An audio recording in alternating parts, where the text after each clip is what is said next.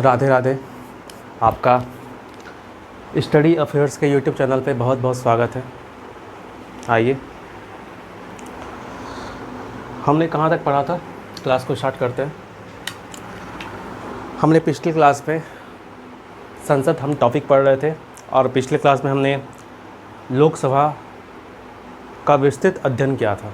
यानी हमने समझा था कि लोकसभा की संरचना कैसी है, कितने सदस्य होते हैं और भी बहुत कुछ सारा डिटेल्स हमने अच्छे से पढ़ा था। आज हम कुछ नया स्टार्ट करते हैं। पहले क्या होता है कि हम सारा डिटेल्स पढ़ेंगे, पहले रिवीजन कर लेंगे, 10 से 15 मिनट में रिवाइज़ हो जाएगा आपका। लेकिन एक सेक्शन पहले आज कुछ नया स्टार्ट कर रहे हैं, आइए देखते हैं। देखिए, हमारी तैयारी में ना करंट अफेयर का एक बहुत बड़ा ही रोल होता है कि हमें करंट अफेयर डेली पढ़नी चाहिए और अपडेट रहना चाहिए। ठीक है, नेशनल न्यूज़, इंटरनेशनल न्यूज़ और अपना स्टेट न्यूज़, ये 3 न्यूज़ को जो है अच्छे से फोकस्ड होकर स्टडी करना चाहिए, वहीं क्वेश्चन बनते हैं। और आजकल के वनडे एग्ज़ाम में करंट अफेयर का जो रोल है, जो इम्पोर्टेंस है, वो दिनों दिन बढ़ता जा रहा है। तो आइए इस पूरी श्रृंखला को बीते दिनों जो सबसे ज़्यादा चर्चा में रहा वो हम समझते हैं। अब से जो क्लास हम लेंगे, जो हम पढ़ रहे हैं, जैसे मैं पार्लियामेंट पढ़ा रहा हूँ, ठीक है, वो तो पढ़ेंगे ही, उसकी चर्चा होगी पूरे सेक्शन में। लेकिन उसके पहले कुछ एक करंट अफेयर देख लेते हैं जो सबसे ज़्यादा चर्चा में होगी, जो सबसे ज़्यादा न्यूज़ में होगा, जो सबसे एग्ज़ाम पॉइंट ऑफ व्यू से सबसे ज़्यादा इम्पोर्टेंट होगा। उस पर हम कुछ समय चर्चा करेंगे। उसके बाद हम एक योजना पे बात करेंगे जो सबसे ज़्यादा इम्पोर्टेंट है एग्ज़ाम पॉइंट ऑफ व्यू से, और जो आपके लिए विशेष तौर पर हर स्टूडेंट को जानना समझना ज़रूरी होगा। एक योजना पे बात करेंगे हम, ठीक है, ताकि आप अवेयर रहो, आप उस खास योजना का लाभ ले पाओ जो योजना हमारे लिए बनी होती है। ठीक है, योजनाएं बनते हैं लेकिन उसकी जानकारी सब तक नहीं पहुंच पाती, एक बड़ा गैप होता है। ठीक है, जब ब्यूरोक्रेट्स योजना बनाते हैं, जब वो नीति बनती है, जब हमारे बीच आती है, ठीक है, या कह लो तो उसका जब प्रचार प्रसार में कमी कह लो, या प्रचार प्रसार होता भी है, ये योजना का कार्यान्वयन उतना बेहतर तरीके से शायद नहीं होता, या हमारी कमी होती है कि हम उस खास योजना जो हमारे लिए बनाई गई है, हम उससे अनअवेयर रहते हैं। तो हमें अवेयर होने की ज़रूरत है ताकि हम योजना जो हमारे लिए बनी है उसका हम लाभ ले पाए। तो आइए इस खास कार्यक्रम में हम पहले स्टार्ट करेंगे करंट अफेयर जो सबसे ज़्यादा चर्चा में रही, उसको समझेंगे। उसके बाद एक योजना हम डेली पढ़ेंगे, जो योजना हम सब के लिए ख़ास होने वाली है और समझना जानना बहुत ज़रूरी होने वाला है। तो आइए क्लास को स्टार्ट करते हैं और उसके बाद फिर जो हम टॉपिक जो पढ़ रहे हैं पार्लियामेंट, उस पर विस्तृत अध्ययन करेंगे।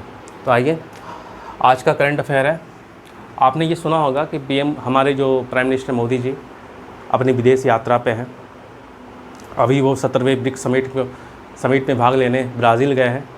तो किस किस कंट्री में वो यात्रा पे निकले हैं, ये जुलाई का करंट अफेयर, किस किस कंट्री पे वो यात्रा पे निकले हैं उसकी थोड़ी सी चर्चा करते हैं, जो एग्ज़ाम पॉइंट ऑफ व्यू से ज़्यादा इम्पोर्टेंट है। ये समिट, ब्रिक्स समिट, ये ज़्यादा इम्पोर्टेंट है। इसके डिटेल्स को थोड़ा सा बेसिक्स पढ़ लेते हैं जो एग्ज़ाम में पूछा जा सकता है। तो आइए, ये हमारा यात्रा कार्यक्रम 2 से 9 जुलाई 2025 तक। पहली यात्रा हमारे प्राइम मिनिस्टर मोदी जी घाना गए। घाना एक अफ्रीकन कंट्री है, उनकी घाना में यात्रा 2 से 3 जुलाई तक सीमित थी। और इससे एक जो न्यूज़ बनता है, राष्ट्रपति, जो घाना के जो राष्ट्रपति हैं जॉन महामा, वहाँ के राष्ट्रपति हो गए। ये जॉन महामा आपको एग्ज़ाम में पूछ सकता है। तो हमें ये जो जिस कंट्री गए हैं, घाना एक अफ्रीकन कंट्री है और यहाँ उनकी पहली ये यात्रा है, ठीक है। तो हमें ये राष्ट्रपति उनका नाम ये याद रखना होगा जो इम्पोर्टेंट है। और सेकेंड जो यात्रा है त्रिनिदाद या टोबैगो, 3 से 4 जुलाई तक उनकी यहाँ पे यात्रा थी। वो ये भी एक अफ्रीकन कंट्री है जहाँ वो पहली उनकी यात्रा है किसी भी भारतीय प्रधानमंत्री की, ठीक है। तो तीसरी यात्रा वो अर्जेंटीना गए हैं 4 से 5 जुलाई को, वहाँ पे उनकी ये यात्रा थी। और वहाँ के जो राष्ट्रपति हैं हमारे ज़ेवियर मिलेई, ये जो राष्ट्रपति है, जो वहाँ के जो शासक हैं, जो प्राइम मिनिस्टर हैं, राष्ट्रपति हैं, ठीक है। तो उनका नाम जो होता है वो इम्पोर्टेंट हो जाता है एग्ज़ाम पॉइंट ऑफ व्यू से, अक्सर एग्ज़ाम में पूछ लिए जाते हैं, ठीक है। जहाँ हमारे प्रधानमंत्री मोदी जी यात्रा पे गए तो वहाँ के जो भी प्राइम मिनिस्टर हैं, प्रेसिडेंट हैं, वो ज़्यादा इम्पोर्टेंट हो जाता है, वो अक्सर एग्ज़ाम में पूछे जाते हैं। तो हम ये जान रहे हैं। और उनकी चौथी जो यात्रा है ब्राज़ील की यात्रा है जो 5 से 8 जुलाई को हुई संपन्न। और ये जो वहाँ की राजधानी है, ब्राज़ील की राजधानी ब्राज़ीलिया, रियो डी जेनेरियो में आयोजित हुई 17वां ब्रिक्स समिट। ब्रिक्स समिट आप जान रहे हैं कि 5 देशों का ये समिट होता है। इसमें ब्राज़ील है, रसिया है, इंडिया है, चाइना है और साउथ अफ्रीका है। ये 5 देशों की ये समिट है जो ब्रिक्स समिट, जो उनके 17वां ये क्रम जो पूछेगा आपसे, 17वां 70th ये क्रम इम्पोर्टेंट है जो ब्राज़ील में आयोजित होने वाली है। ब्राज़ील की राजधानी ब्राज़ीलिया हो गई। और ये जो समिट है आपका ब्राज़ील के एक शहर रियो डी जेनेरियो में आयोजित होने वाला है। तो ये इम्पोर्टेंट हुआ। और वहाँ के जो ब्राज़ील के राष्ट्रपति हैं लूला, शॉर्ट नेम है, मैं थोड़ा सा नाम थोड़ा बड़ा था इसलिए जो नेम आपको याद रखने में सहूलियत होगी, इनका राष्ट्रपति का नाम याद रख ले आप, लूला, ठीक है। तो ये जो मेज़बानी कर रहे हैं ब्राज़ील कर रहा है 17वां ब्रिक्स समिट, ठीक है। तो आप इस 17वें को याद रखिएगा और उनके जो राष्ट्रपति हैं लूला साहब, उनको याद रखिएगा। ये शहर जो जहाँ पे ये ब्रिक्स 17 जो आयोजित हुआ है, ये शहर आपके लिए इम्पोर्टेंट है, ये शहर आपको याद रखना है, ठीक है। और हमारा पांचवा जो कंट्री है नामीबिया, अफ्रीकन कंट्री है, 8 से 9 जुलाई यहाँ पे उनकी ये यात्रा हुई, संपन्न हुई। और वहाँ के जो राष्ट्रपति हैं नितंबो नानेली द्वेत करके है कुछ इस तरह करके, नितंबो नानेली आप याद रखेंगे, थोड़ा सा बड़ा नेम है। तो शॉर्ट में आपको जो भी सहूलियत हो, नावेली आप नंदी जो है नितंबो नंदी आप ये याद रख ले, नंदी से आपको याद आ जाएगा, एग्ज़ाम में ऑप्शंस रहेंगे। आप नंदी जैसे नामीबिया का है, वहाँ के राष्ट्रपति जो है नंदी साहब, आप ये याद रख ले कि ये वहाँ के राष्ट्रपति है। ये उनकी ये यात्रा 5 देशों की जो जुलाई में संपन्न हुई, जो वहाँ पे गए, ठीक है। और ये 17वां ब्रिक्स समिट जो आपके ब्राज़ील में संपन्न हुआ, जो 5 देशों का समूह, Brazil, Russia, India, China and South Africa. और ये क्रम आपको याद रखना है, 17वां क्रम होगा। और किस शहर में आयोजित हुआ, ब्राज़ील के शहर रियो डी जेनेरियो में ये आयोजित हुआ। और ब्राज़ील की राजधानी कहाँ पे है, जो सबसे ज़्यादा इम्पोर्टेंट है, ब्राज़ीलिया। तो ये आपको याद रखना होगा। ब्राज़ील और किस किस चीज़ के लिए फेमस है, ब्राज़ील में सबसे ज़्यादा कॉफ़ी का उत्पादन, यानी कॉफ़ी कैपिटल। हमारे कॉफ़ी सबसे ज़्यादा उत्पादन भारत में कहाँ पे होता है, आपका कर्नाटक, बेंगलोर में। और जो टॉप मोस्ट है पूरे वर्ल्ड में कॉफ़ी सबसे ज़्यादा उत्पादन कहाँ होता है, ब्राज़ील में। और जो फीफा वर्ल्ड कप है, जो फीफा फुटबॉल है, वो ब्राज़ील फेमस है, लास्ट टाइम वहाँ के विनर है। तो ये आपको इम्पोर्टेंट कुछ चीज़ें हैं जो आपको याद रखनी चाहिए, जो आपको अवेयर होना चाहिए। हमने ये पूरा जो हमारे प्राइम मिनिस्टर मोदी जी की जो विदेश यात्रा थी, हमने उन करंट अफेयर को जाना, उनको समझा, जो क्वेश्चन संभावित है, जो एग्ज़ाम में पूछे जाएंगे, जो एग्ज़ाम में आने वाले हैं, हमने उसको देख लिया, ठीक है। अब नेक्स्ट जो हम चर्चा करेंगे, एक योजना जो है प्रतिज्ञा योजना बिहार सरकार के द्वारा हाल ही में स्टार्ट हुई है। हाल ही में इसकी शुरुआत हुई है।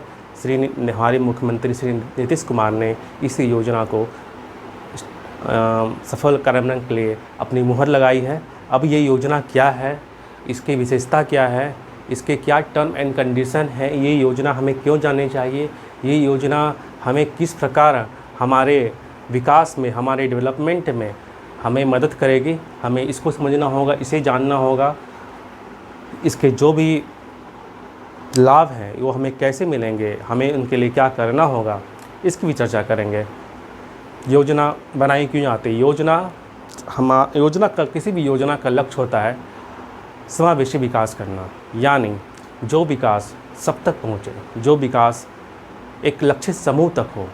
यानी जो योजना हम किसी एक खास समूह को हम टारगेट करके देने वाले हैं, जो फोकस्ड होगी, जो एक लक्षित समूह तक केंद्रित होगी, वो योजना का कार्यान्वयन, वो योजना, वो नीतियाँ सरकार हमारे लिए बनाती है। उसका सफल कार्यान्वयन बहुत ज़रूरी होता है, जो हमारे समावेशी विकास, इंक्लूसिव ग्रोथ के लिए इम्पोर्टेंट होता है। ठीक है, और इसका सफल कार्यान्वयन होना और इसकी संपूर्ण जिम्मेदारी जितनी सरकार की होती है उतनी हमारी भी होती है कि हम उस योजना का, उस कार्यक्रम का, उस नीति का प्रॉपर लाभ ले पाएँ। अनुचित लाभ ना लेकर के वो लाभ एक लक्षित समूह तक पहुँचे, इसकी जिम्मेदारी जितनी सरकार की होगी उतनी हमारी भी होगी। तो आइए ये योजना हम पढ़ते हैं। तो ये योजना, आपका नाम हो गया प्रतिज्ञा, जिसे हम कह सकते हैं युवा कौशल विकास और इंटर्नशिप अनुभव। ये योजना का लक्ष्य जो है युवा को कौशल मिले और उसके विकास में जो ये योजना युवा के कौशल के विकास में मदद करती है। यानी ये योजना जो है एक इंटर्नशिप प्रोग्राम को उसके विकास में मदद करती है। ये योजना युवा कौशल विकास और इंटर्नशिप अनुभव प्रदान करना ताकि रोजगार योग्य बनाया जा सके। जी हाँ, अब इसका देखिए नेतृत्व क्षमता, ये योजना किस प्रकार जो है हमारी मदद करेगी। यानी नेतृत्व क्षमता, नेटवर्किंग और करियर मार्गदर्शन का भी महत्व है इस योजना में। और इसकी जो पात्रता है, इसकी जो पात्रता है कि इस योजना का लाभ एक एज लिमिट तक हम ले पाएंगे, इसकी ये पात्रता है 18 से 28 साल। यानी जिनकी उम्र 18 साल से लेकर 28 साल तक जिनकी भी उम्र है, वो युवा इस योजना का लाभ ले पाए, इस योजना के लिए अप्लाई कर पाए। ठीक है, ताकि उनको ये लाभ मिले। इस योजना का आप एक कहने महत्व समझो तो जिन्होंने 12वीं पास किया है, जिन्होंने डिप्लोमा किया है, जिन्होंने ITI है, ये सर्टिफिकेट, तो उनको एक कौशल, एक इंटर्नशिप, एक स्टाइपेंड देना। ठीक है, ताकि वो एक समय तक उनको ये स्टाइपेंड, वो आर्थिक मदद वो मिल सके।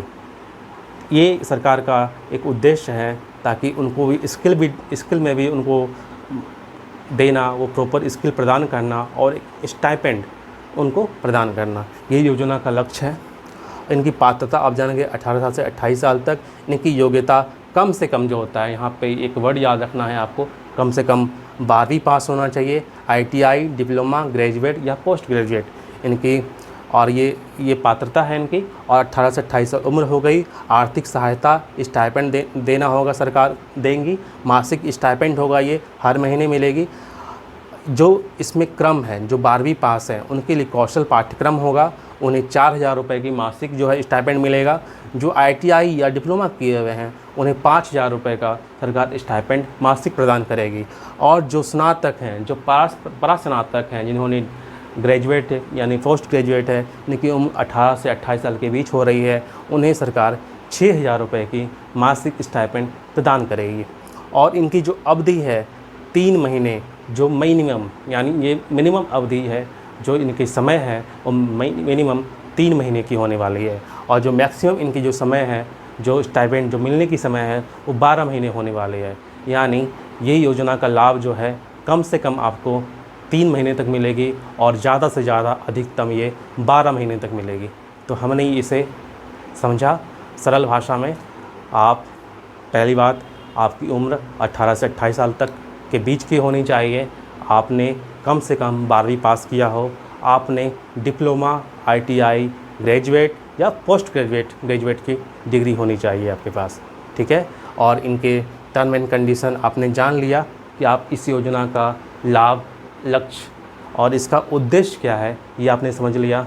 तो जल्द आई होप, और इसका लक्ष्य कवरेज 2025 से 26 में योजना का लक्ष्य है 5000 युवा को इस योजना का लाभ सरकार देना चाहती है। जो 5000 युवा इस योजना का लाभ राज्य में ले पाएँ, जो राज्य में रह रहे हो, जो या राज्य से बाहर रह रहे हो, उन्हें ये लाभ मिलने वाला है। और 2026 से लेकर 2027 से फिर 2030 से 2031 तक कुल इस समय अवधि में 1 लाख युवा इसे लाभान्वित होना चाहिए। यानी सरकार 1 लाख युवा को इस समय के क्रम में इस योजना का लाभ सरकार देना चाह रही है। तो एक सुनहरा मौका है आप सभी के लिए जिनकी उम्र ये है, मतलब 18 से 28 साल के बीच है, इन्होंने कम से कम 12वीं पास किया हो, डिप्लोमा, ITI, आपका ग्रेजुएट, पोस्ट ग्रेजुएट जैसी डिग्री रखते हो, तो आप बिल्कुल इस योजना का लाभ लें। अभी बिहार में चुनाव होने वाला है तो सरकार नौकरी का पिटारा, योजना का पिटारा खोलने वाली है, तो बिल्कुल आप इस योजना का लाभ लीजिए। राज्य स्तर की योजना है और हमारे सर्वांगीण विकास के लिए बनाई गई है। एक लक्षित समूह को टारगेट करके ये योजना बनाया गया है। तो बिल्कुल आइए हम इस योजना का लाभ लें। आप सभी अप्लाई करें जो भी इस टर्म एंड कंडीशन को फॉलो करते हैं। तो बताइए आपको ये जो सेक्शन है करंट अफेयर्स और योजना का आपको पसंद आ रहा है नहीं। यानी ये अच्छी बात है हो तो ये कि हम शुरू में कुछ थोड़ा सा जो सबसे इम्पोर्टेंट होता है करंट अफेयर्स थोड़ा सा पढ़ ले, फिर एक योजना का जो है अक्सर योजना होती है ना कि हमें जानकारी नहीं होती, अभाव रहता है। जो योजना हमारे लिए बनी होती है हम ही अवेयर नहीं होते हैं, ठीक है। तो हम स्टूडेंट्स को योजना का लाभ लेने के लिए उससे अवेयर होना होगा, जानना होगा। ये जो योजना हमारे लिए बनाई गई है और हम ही उससे वंचित रह जाते हैं, योजना असफल हो जाती है, योजना पूरी नहीं हो पाती, या योजना का ऐसे लोग लाभ लेते हैं जो वाकई डिज़र्व नहीं करते हैं, जो वाकई उनके लिए नहीं बनी होती है, लेकिन फिर भी वो अनुचित तरीके से लाभ ले रहे होते हैं। और जो इनको लाभ लेना चाहिए वो इस चीज़ के बारे में अवेयर नहीं रहते। तो मेरा उद्देश्य यही है कि हम योजना के बारे में जो हमारे लिए बनी हो हमें उनकी जानकारी होनी चाहिए। फर्स्ट ऑफ ऑल ये हमारी हक है, हमारा जिम्मेदारी है, ठीक है। जिस उद्देश्य से हम पार्लियामेंट ही पढ़ रहे हैं, ठीक है, जिस उद्देश्य से हम संविधान के बारे में जान रहे हैं, तो उसी उद्देश्य से मैंने ये आपको ये सेक्शन नया स्टार्ट किया है। आई होप आप लोग को पसंद आएगा और आप सभी ये बताएंगे हमें कमेंट्स में कि ये जो मैंने आज अपडेट किया है अपने सेक्शंस में, अपने आज की क्लास में, ये आपको पसंद आ रहा है या कैसा लग रहा है। ये अनुभव हमसे साझा ज़रूर करें और बताएं कि आपको ये कैसा लगा। और कोई भी आप इसमें ऐड ऑन करना चाहते हो कुछ भी, तो आप कमेंट में आप बिल्कुल बताएं, हमें शेयर करें और मैं बिल्कुल कोशिश करूँगा कि मैं वो अपने क्लास में ऐड ऑन करूँ। यानी update is the key formula of your on journey. तो अपडेशन बहुत ज़रूरी है किसी भी फील्ड में, ठीक है। कोई भी चीज़ जो है ऑब्सोलेट नहीं बननी चाहिए, हमें अपडेट करनी चाहिए और बस यही जर्नी है लाइफ की। तो आइए हमने ये पढ़ लिया, अब नेक्स्ट जो अपने क्लास की यात्रा को जो है वो आज स्टार्ट करते हैं।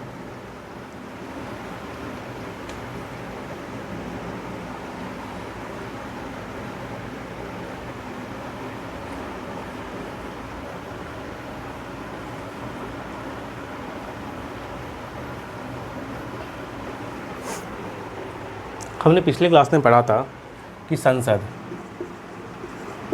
थोड़ा सा 5 मिनट में रिवाइज कर लेते हैं, जो राष्ट्रपति से मिलकर बनते हैं, जिसमें लोकसभा, पहले राज्यसभा और लोकसभा। इनके आर्टिकल भी आपको याद होंगे। इनके आर्टिकल हैं अनुच्छेद 79 और इनके राज्यसभा के आर्टिकल अनुच्छेद 80 और इनके आर्टिकल हैं अनुच्छेद 81। और राष्ट्रपति के बारे में जो है हम विस्तृत अध्ययन करेंगे वो अलग सेक्शन में, इसलिए मैं यहाँ पे इसको स्किप कर रहा हूँ, ठीक है। तो हमने ये विशेष में लोकसभा के बारे में विशेष तौर पर पढ़ा था। इनकी सदस्यों की संख्या हमने पढ़ा था कि 550 होती है। इसमें अभी वर्तमान 545 सदस्य हैं, 545 सदस्य हैं।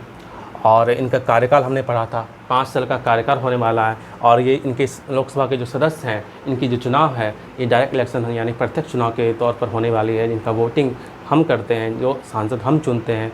हमने जिसे आपने डिस्कस किया था मिर्ज़ापुर, राजा, वो सब कुछ आपने अच्छे से सुना होगा, समझा होगा। आई होप आपको पसंद भी आया होगा। फिर उनकी चुनाव प्रक्रिया कैसे होती है, हम वोट डालते कैसे हैं, और वो हमने समझा था। फिर उनके अध्यक्ष स्पीकर का चुनाव क्या होता है, स्पीकर बनते कैसे हैं, उनका मतलब कार्यकाल कितना होता है, ये सब कुछ हमने पढ़ा था।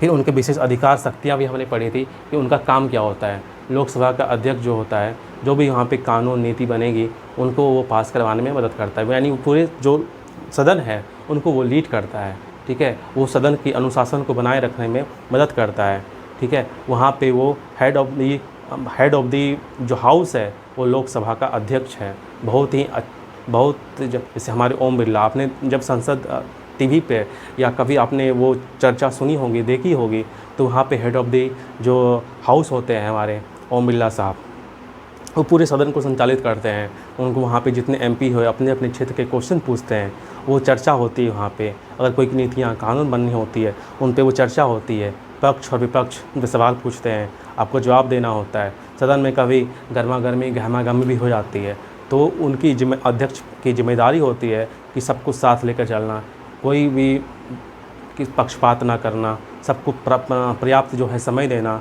सबको जो प्रश्न पूछने की प्रश्न जानने की जो भी है पर्याप्त सबके पास समय देना, सदन की जो गरिमा अनुशासन को है बनाए रखना उनकी जिम्मेदारी होती है।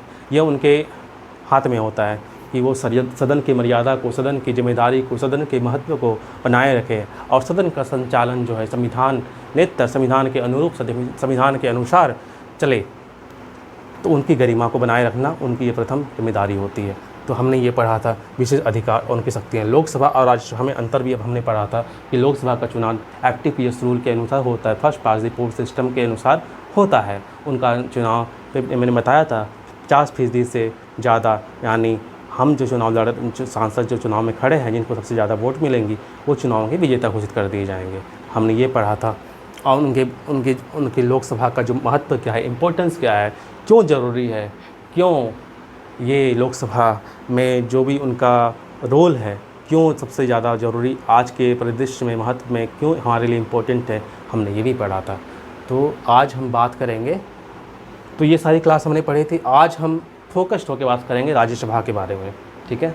तो हम जिस क्रम में हमने लोकसभा को पढ़ा था, जिस क्रम में, ये हमारे कितने पॉइंट हैं, 1 2 3 4 5 6 7 पॉइंट, जिस अनुसार एक क्रम में हमने पढ़ा था, उसी क्रम में हम राज्यसभा को पढ़ेंगे, उसी क्रम में हम राज्यसभा को जानेंगे और बिल्कुल सरल भाव में जानेंगे, जो आपको समझ में आएगा, जो आपको एकदम पूरे अंदर तक जाएगा कि आपको उससे कोई भी क्वेश्चन, कोई प्रश्न एग्जाम में अगर पूछे जाते हैं तो आपको याद रहेगा। बस अपडेट आपको यही करना है कि जो भी अभी देखिए, अभी स्पीकर साहब हैं लोकसभा के, वो कौन है, मतलब इसमें आपको अपडेट रहना पड़ेगा, क्योंकि वो तो चेंज होने वाले हैं, विपक्ष के नेता चेंज होने वाले हैं, सदन के जो भी नेता है और लोकसभा के अध्यक्ष हैं, उपाध्यक्ष हैं, ठीक है, ये चेंज होने वाले हैं। तो ये सारी चीज़ को आपको ऐड ऑन यानी अपडेट करना पड़ेगा आपको, ठीक है। तो ये सारी चीज़ें मैं कराता रहूँगा, जैसे कुछ नया मुद्दा आएगा, नया टर्म आएगा, मैं उसमें ऐड ऑन करता रहूँगा। ये मेरी जिम्मेदारी है, ये इस क्लास का रोल भी है। एक चीज़ मैं वहाँ पे आपके यहाँ पे मैं बात करता हूँ, एक पद था व्हीप, जिसे हम व्हीप कहते हैं, WHIP, व्हीप। यानी व्हीप का मतलब हिंदी अगर देखें मतलब होता है सचेतक। आखिर सचेतक ये पद है, इस पोस्ट का नाम है सचेतक, ठीक है। अब एक बहुत ही छुपा हुआ पद है जो बहुत कम किताबों में मिलता है आपको, लेकिन ये बहुत ही इम्पोर्टेंट, बहुत ही, जिस तरह आपने ये पढ़ा था प्रोटेम स्पीकर का पद आपने पढ़ा था, हम सभी जानते हैं स्पीकर होता है एक वाइस जो भी उपाध्यक्ष होता है, ठीक है। लेकिन प्रोटेम स्पीकर क्या होता है, ये आपने कुछ नया पढ़ा होगा, यानी ये बहुत कम बताया जाता है, बहुत कम चर्चा की जाती है। इसलिए मैं इस क्लास का उद्देश्य यही है कि आपको हर कुछ जानने को मिले, यानी आपको जो UPSC एस्पिरेंट तक पढ़ते हैं, जो एक टर्म जो भी उस वे में पढ़ते हैं, अंदर तक जाके पढ़ते हैं, मेरा इस क्लास का उद्देश्य यही है कि आपको वहाँ तक की जानकारी होनी चाहिए। यानी आपको अगर पहाड़ चढ़ना है तो लेकिन आपको ऊंचाई है 1000 मीटर, तो आपको यार तैयारी 2000 मीटर दुगनी की तैयारी करना चाहिए, ताकि आप अपने लक्ष्य, आपका जो लक्ष्य है, आप हमेशा उससे दुगना या तैयारी रखो, क्योंकि मेहनत होती है ना, वो हमारे हाथ होती है, उसके लेवल को हम एडवांस करेंगे, कोई दूसरा नहीं करेगा। इसलिए आप जिस चीज़ की भी तैयारी कर रहे हैं, आप एडवांसमेंट लाइए उस तैयारी में, बहुत ज़रूरी है, क्योंकि आप से ज़्यादा ना एग्ज़ाम एडवांस हो रहा है आज के डेट में, ठीक है। हमसे जो एग्ज़ाम लेने वाला आयोग है, ठीक है, वो ज़्यादा एडवांसमेंट कर रहा है, ठीक है। तो हम हमारे एग्ज़ाम को पास ना करना एक सबसे बड़ी चुनौती होती है कि हम उस एडवांसमेंट को, उस एक कदम आगे की जो उनकी स्ट्रैटेजी है वो पकड़ नहीं पाते हैं, ठीक है। तो इसलिए यहाँ पे ज़रूरी है कि हमें माइंडसेट तैयार रखना पड़ेगा। हमें ये एग्ज़ाम को क्रैक करना है, कोई बहुत बड़ा स्कॉलर नहीं बनना, क्योंकि स्कॉलर बहुत लोग घूम रहे हैं, ठीक है। हमारा प्राइम फोकस ये है एग्ज़ाम को क्लियर करना, और एग्ज़ाम स्ट्रैटेजी से क्लियर होता है, बहुत ज़्यादा भटकाव से, बहुत ज़्यादा पढ़ने से नहीं होता, ठीक है। आपको जो करना है, जैसे योजना का लक्ष्य होता है कि लक्ष्य समूह तक वो योजना का लाभ पहुँचे। अगर वो योजना लक्ष्य समूह तक नहीं पहुँचेगी तो ये योजना असफल कहलाएगी, चाहे उसमें कितनी भी अच्छाई हो। योजना का मकसद कितना भी नेक हो, लेकिन योजना का असल फ़ायदा अगर लक्षित समूह तक नहीं पहुँच रहा है, ठीक है, अगर उसमें गैप आ जा रहा है, ठीक है, उसमें कमी है, उस योजना की कमी से ज़्यादा उसके कार्यान्वयन में कमी है। इसलिए प्राइम फोकस ये रहना चाहिए कि हम फोकस्ड रहें, वेल मैनर्ड रहें, डिसिप्लिन रहें, ठीक है। तो मैं ये बता रहा था आपको कि हमें तैयारी में एडवांसमेंट लानी पड़ेगी, अपडेशन रखना पड़ेगा, ठीक है। करंट सिनेरियो में क्या उसका महत्व बनता जा रहा है, उस चीज़ को समझना होगा। इसलिए मैं ये सब जो टर्म है, नया टर्म जो है व्हीप, सचेतक यानी प्रोटेम स्पीकर, ऐसे शब्द मैं आपको पढ़ा रहा हूँ यहाँ पे, जो आम तौर पर स्किप करते हैं। लेकिन मैं ये पढ़ा रहा हूँ कि अगर आपका आयोग, आपका एग्ज़ाम जो ले रहा है आयोग, वो कितना भी चालाकी करे, कितना एडवांसमेंट लाए, आप ऐसे से सवाल ना छूटें। आपका जो 1 नंबर से सिलेक्शन जो रुक रहा है वो ना रुके। ये 1 नंबर की कमी जो है, ऐसे सब एग्ज़ाम आपको, ऐसे सब क्वेश्चंस आपको पार करा सकते हैं, ठीक है। तो आपको ये जानना, इसलिए मेरा ये उद्देश्य था कि आप ये जानो। तो हम बात कर रहे थे व्हीप के बारे में। तो व्हीप एक ऐसा पद है जो संविधान में इसकी चर्चा नहीं की गई, यानी इसकी संविधान के अनुसार ये पद नहीं बनाया गया है। ये पद इसलिए बनाया गया है क्योंकि सदन में देखिए बहुत सारी पार्टियां होती हैं। देखिए बहुत सारी सदन में लोग अलग अलग पार्टी से चुन करके आते हैं।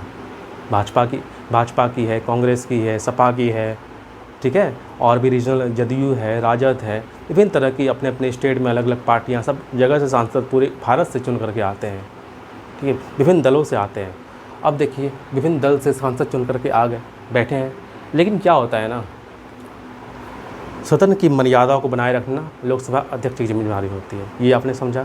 लेकिन उस पार्टी के जितने लोग चुन कर के आए हैं, मान लीजिए भाजपा से जितने लोग चुन करके आए हैं, सपा से जितने लोग चुन करके आए हैं, दक्षिण के राज्य से जो AIDMK हो गया, TMC हो गया, TMC आपकी बंगाल की हो गई, तो जो भी चुन करके आए हैं जितने ही पार्टी के सदस्य, तो उनकी जो पार्टी विशेष के जो सदस्य हैं, उनकी जिम्मेदारी होती है एक ऐसे मेंबर्स को रखना जो उस अन्य जो भी जितने भी सदस्य हैं, मान लीजिए भाजपा से, BJP से आपके कितने सांसद, मान लीजिए 50 सांसद आपके लोकसभा में चुन करके आए हैं।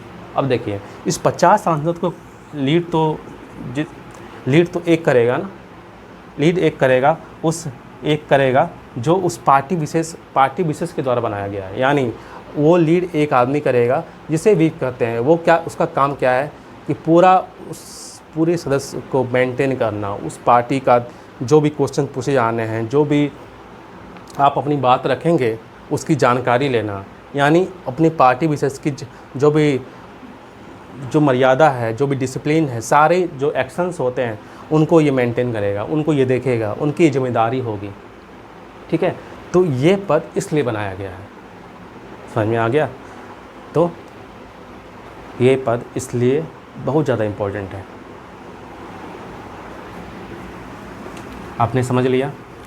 पहली बात, इसकी संविधान में चर्चा नहीं की गई है और ये पार्टी विशेष पद है, और इसे इसलिए बनाया जाता है ताकि सदन की पार्टी विशेष की जो मर्यादा है, यानी कोई क्वेश्चन पूछे जाने हैं तो उनको बताना, जानकारी लेना, वो सारी चीज़ें इनकी जिम्मेदारी होती है। ये बात करते हैं।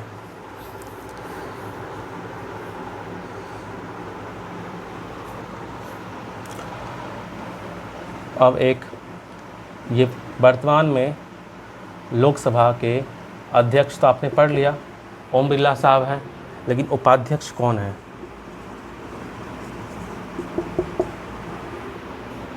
इसका आंसर है कोई नहीं। अभी वर्तमान में देखिए, जो प्राइम चीज़ है, आप तो जान रहे हो, लोकसभा अध्यक्ष हमारे बिरला साहब हैं, ओम बिरला जी, जिसका सांसद कहाँ है, मतलब किस क्षेत्र, निर्वाचन क्षेत्र चुन के आते हैं, कोटा से, जहाँ पे हम लोग IIT JEE जो भी है मेडिकल की तैयारी करने जाते हैं, ठीक है, एम्स की, तो वहाँ से कोटा के वो उनका निर्वाचन क्षेत्र हो गया, वहाँ से वो चुन करके आते हैं। लेकिन जो उपाध्यक्ष है वो वर्तमान में कौन है?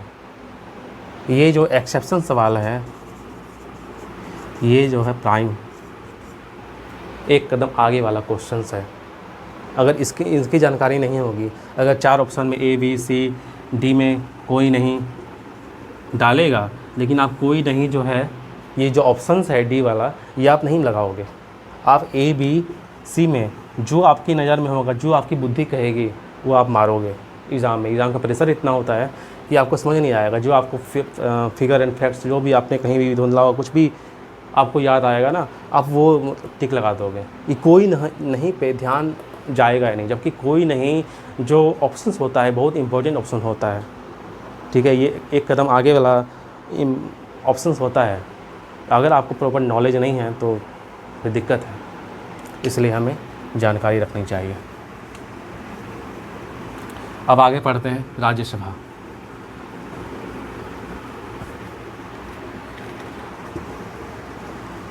ठीक है,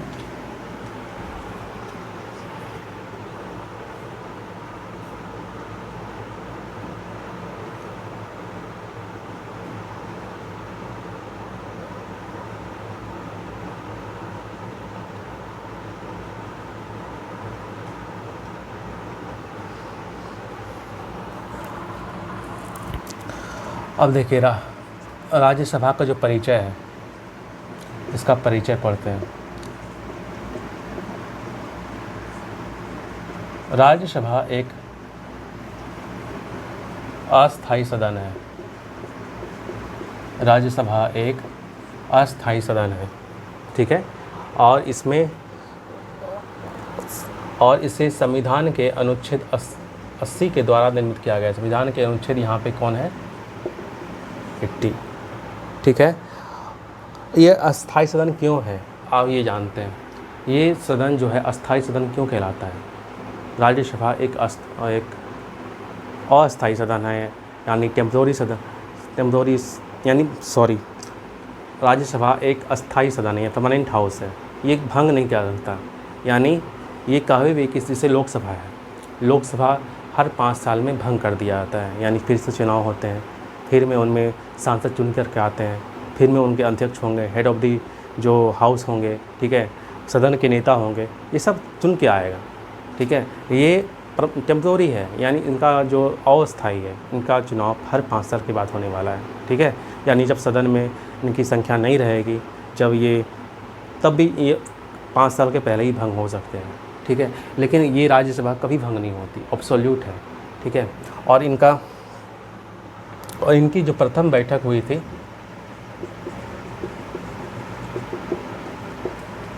3 अप्रैल 1952 में इनकी प्रथम बैठक हुई थी। अब इनके जो सदस्य की संख्या है, पहला हमने पढ़ लिया, दूसरा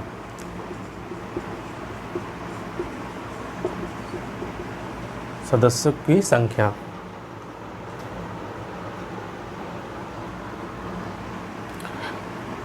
इनमें 250 सदस्य आपने पढ़ा था, लेकिन वर्तमान में हैं कितने? 245 ये वर्तमान में सदस्य हैं। मैंने बताया था 5 सदस्य क्यों गायब हो रहे हैं। 5 सदस्य आपके POK वाले क्षेत्र से रखे गए हैं, लोकसभा और राज्यसभा दोनों से, ठीक है। हमारे तो इसमें आप डिवाइड करेंगे 238 सदस्य राज्य यानी स्टेट प्लस संघ राज्य क्षेत्र,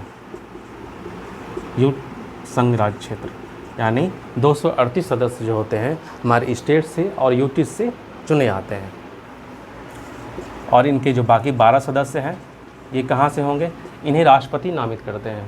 हमने ये बताया था लोकसभा में ये था कि 2 सदस्य था, 2 एंग्लो इंडियन, हमने बताया था कि 2 एंग्लो इंडियन पहले चुने आते थे, लेकिन इन 2019 से फिर 104वें संविधान संशोधन अधिनियम से इन्हें हटा दिया गया। ठीक है, ये क्यों हटाया गया ये भी हमने बताया, क्योंकि उचित नहीं रह गया, क्योंकि एंग्लो इंडियन की प्रासंगिकता अभी वर्तमान के परिदृश्य में नहीं रह गई, वो दिखती नहीं है, इसलिए इन्हें हटा दिया गया। और यहाँ पे आपको वो भी 2 सदस्य राष्ट्रपति द्वारा नामित होता था।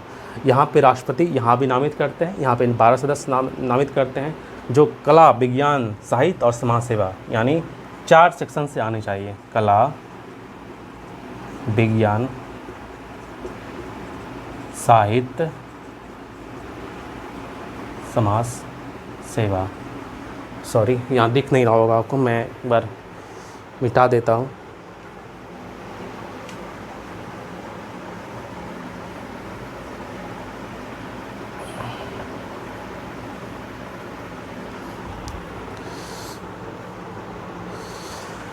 देखिए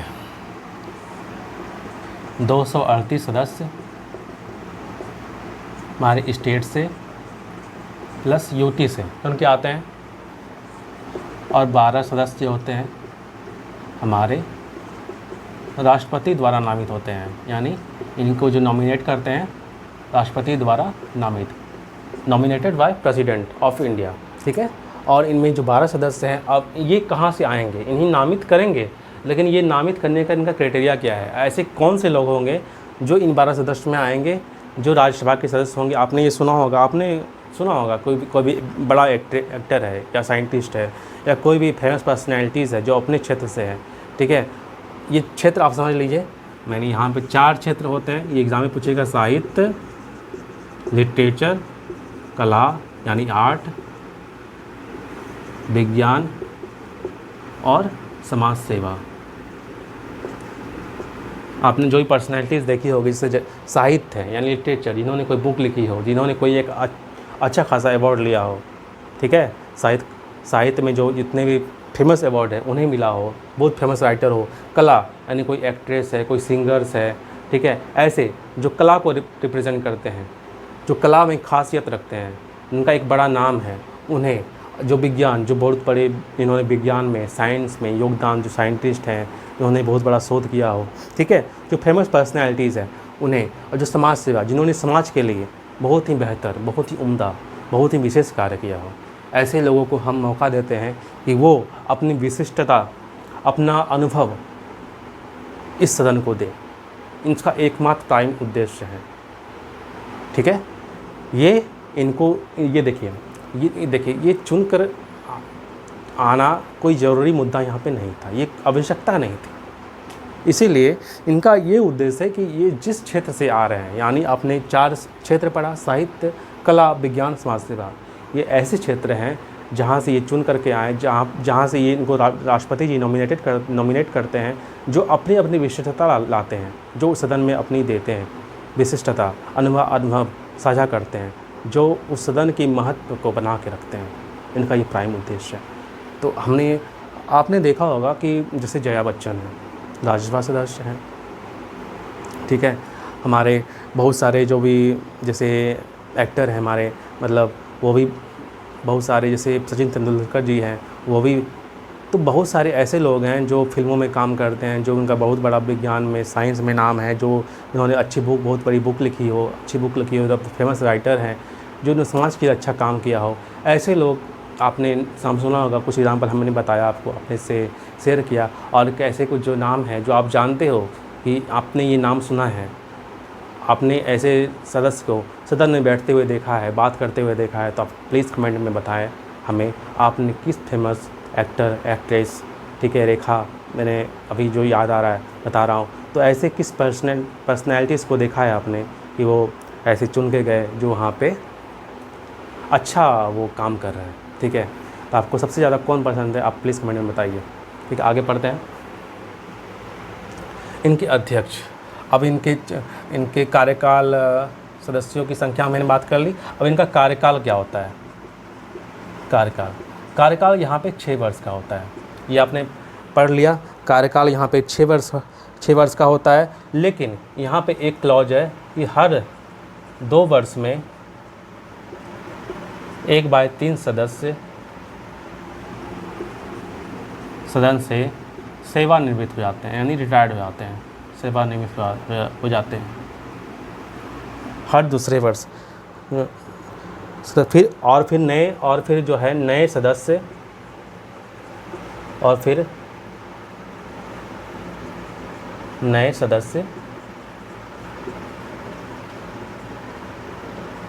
चुन लिए जाते हैं। यानी राज्यसभा जो होती है कभी भी भंग नहीं होती, ठीक है। तो हमने कार्यकाल में पढ़ा, इनका जो कार्यकाल है, जैसे यहाँ लोकसभा में 5 साल का कार्यकाल था, 5 वर्ष का कार्यकाल था, यहाँ पे कार्यकाल 6 वर्ष का है, 1 साल का ज़्यादा है, 1 साल का ये अंतर है।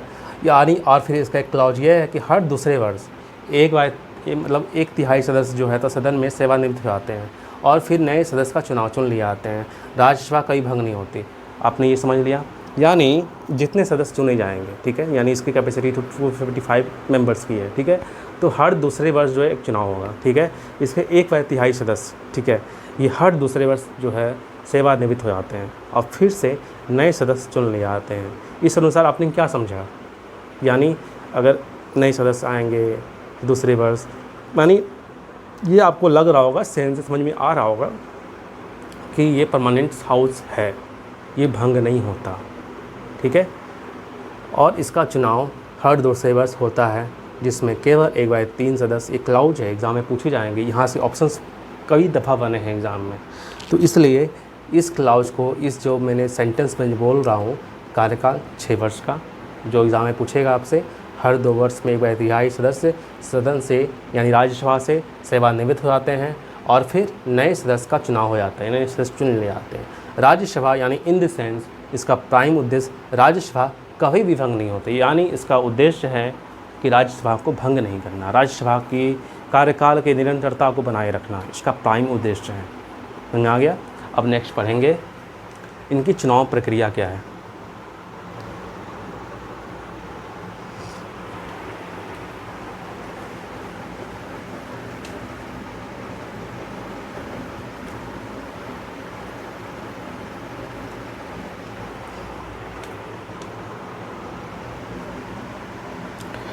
इनकी चुनाव प्रक्रिया, इलेक्शन प्रोसेस,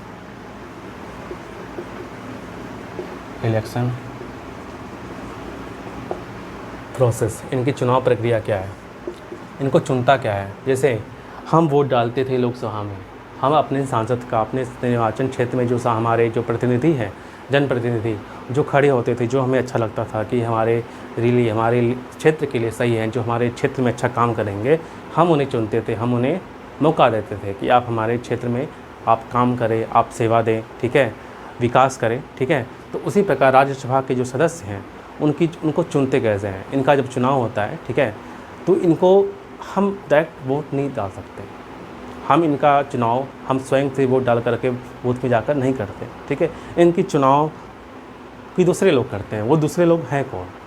अभी देखिए बिहार इलेक्शन का चुनाव होने वाला है, ठीक है, आपका चुनाव होगा, हम बिहार इलेक्शन में अपने एमएलए चुनेंगे, ठीक है। हमने अपने विधायक चुने, अपने क्षेत्र में जो विधायक है, जो आपके जनप्रतिनिधि खड़े होंगे, आपने उनका चुनाव किया, ठीक है।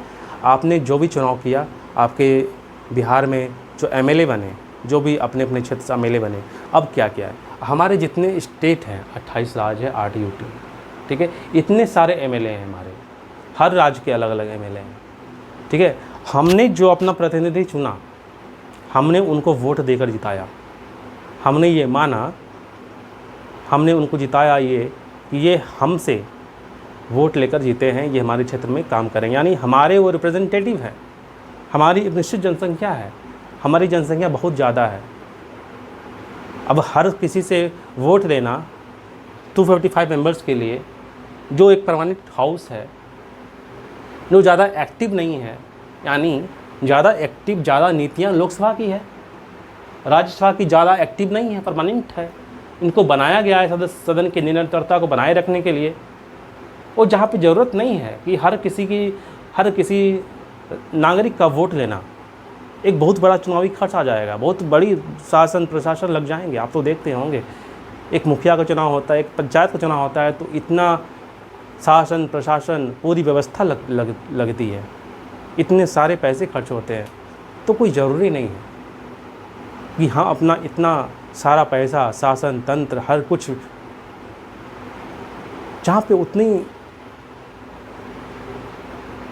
रिजल्टेंट ना मिले, जहाँ उतनी जरूरी ना है, जो जहाँ पे स्किप करने की ज़रूरत है जहाँ पे स्किप करेंगे, मतलब जहाँ पे ऐसी ज़रूरत नहीं है वहाँ पे, क्योंकि उन्हें देखिए हम अपने रिप्रेजेंटेटिव चुने, हमारी एक निश्चित जनसंख्या हमारे निर्वाचन क्षेत्र से हमने अपना एमएलए चुना, और वो एमएलए एक सिंगल एमएलए एक पूरे निर्वाचन क्षेत्र जितनी जनसंख्या रह रही है उसको वो रिप्रेजेंट कर रहा है, यानी वो सदन में जाएगा तो अपने क्षेत्र के विकास के मुद्दों को उठाएगा। वो ये बोलेगा कि मैं इस क्षेत्र से बिलोंग करता हूँ, हमारे क्षेत्र में इतने लोग हैं और इन लोगों की एक एक समस्या है, या ये हमें विकास करना है।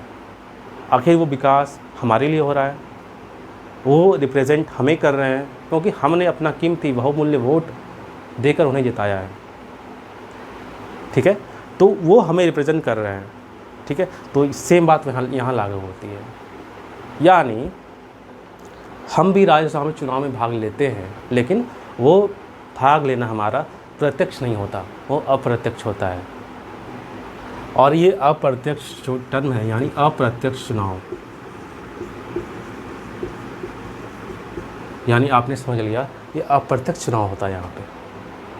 यहाँ पे हम डायरेक्ट जाके इलेक्शन नहीं करते, हमने अपना इलेक्शन किया, हमने इलेक्शन में पार्ट लिया, हमने एमएलए चुना, और वो हमारा एमएलए वो हमारा पार्ट है, हमने हमारी वोट से वो जीता है। वो जो हमारा वोट लेकर के एमएलए बना है वो यहाँ पे राज्यसभा के सदस्य को चुनेगा, उसे ये राइट दिया गया, उसे ये राइट दिया गया कि हम इतनी बड़ी जनसंख्या को न लगा करके हमारे जो प्रतिनिधि हैं एमएलए को लगाएंगे, वो अपना वोट डालेंगे। यहाँ पे राज्यसभा में वोट कौन डालेंगे?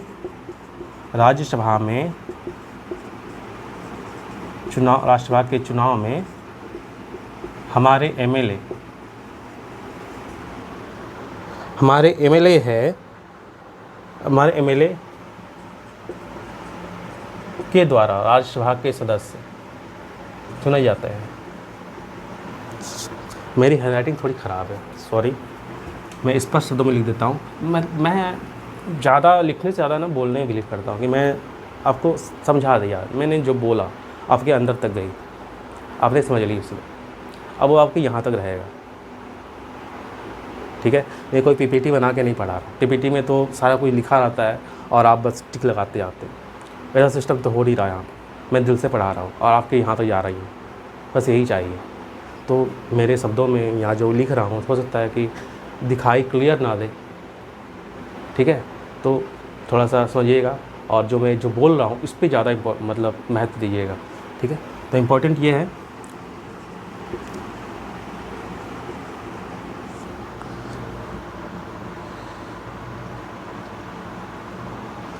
राज्यसभा के सदस्य राज्यों के निर्वाचित प्रतिनिधियों यानी एमएलए के द्वारा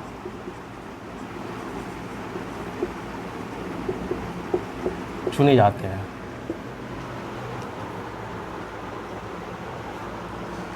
और इनका चुनाव होता है एकल संक्रमणीय मत।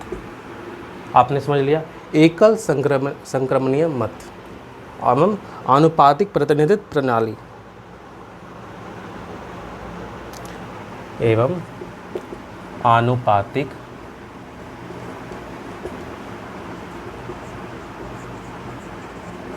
प्रतिनिधित्व प्रणाली।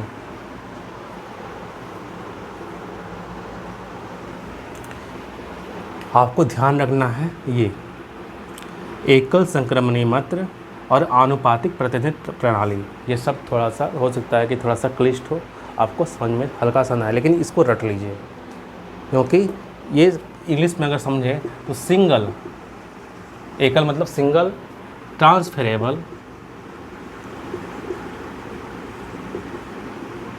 एकल संक्रमणीय ट्रांसफरेबल मत मतलब वोट, यानी सिंगल ट्रांसफरेबल वोट और आनुपातिक प्रतिनिधित्व प्रणाली, इसके अनुसार इनका चुनाव होता है। आपने ये समझ लिया। सिंपल सी भाषा में हमारे एमएलए चुनते हैं, हम नहीं चुनेंगे, चुनाव होगा अप्रत्यक्ष तरीके से। समझ में आ गया। अब नेक्स्ट टॉपिक पे जाते हैं।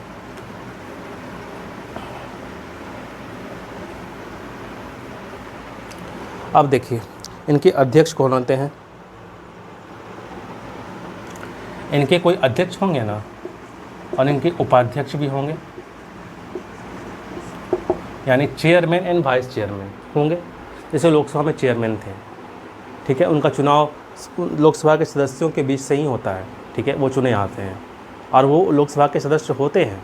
समझ आ गया। यानी लोकसभा का जो अध्यक्ष है उनका लोकसभा का सदस्य होना ज़रूरी है, यानी वो सदस्यों से ही चुना गया है, सदस्यों से ही चुना गया है जो लीड कर रहा है। क्लास का मॉनिटर स्वयं एक स्टूडेंट है जो उसी क्लास में पढ़ रहा है। आप ऐसे तुलना कर सकते हैं। क्लास में मॉनिटर होता है जो उस पूरे क्लास को, अपनी क्लास को लीड कर रहा होता है, ठीक है, उस पूरी डिसिप्लिन व्यवस्था, अब तो जानते हैं मॉनिटर का कार्य क्या है, बनाए रखता है। सेम यहाँ पे लागू होता है आपका लोकसभा में। लोकसभा का जो अध्यक्ष होता है स्वयं उसी सदन का सदस्य होता है, लेकिन यहाँ पे ये अंतर थोड़ा सा आपको देखने को मिलेगा। राज्यसभा का अध्यक्ष होता है, हमारे उपराष्ट्रपति साहब होते हैं।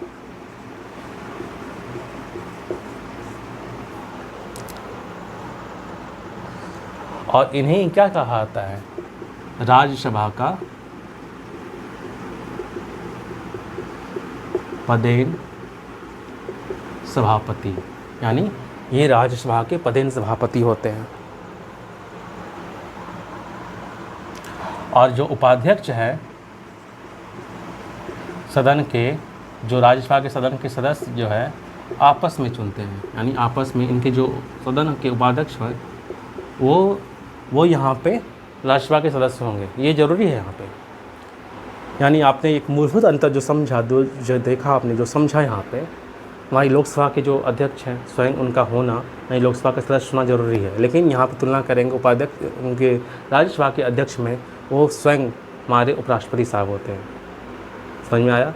वो स्वयं राज्यसभा के पदेन सभापति होते हैं। आपने देखा होगा हमारे जो उपराष्ट्रपति साहब हैं श्री जगदीप धनखड़ जी, ठीक है, जगदीप धनखड़ जी, वो अभी हमारे मतलब चेयरमैन यहाँ पे हैं, उपराष्ट्रपति, राज्यसभा के पदेन सभापति है। आपने उनको देखा होगा राज्यसभा में उनको लीड करते हुए, उनको बोलते हुए आपने देखा होगा।